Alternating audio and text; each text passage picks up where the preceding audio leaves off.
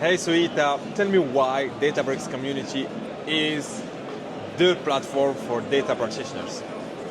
Hello everyone, Databricks community is an open source platform. We have about 150,000 users and these are the data practitioners we are talking about.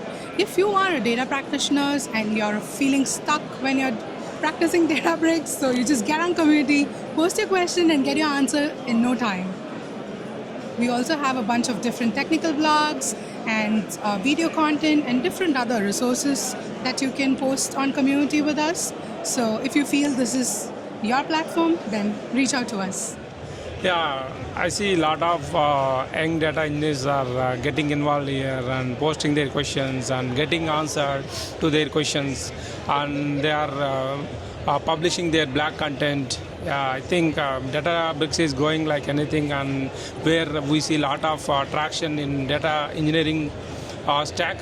So I feel it's better to be part of this growing community to be relevant in the industry. Awesome. Any final words?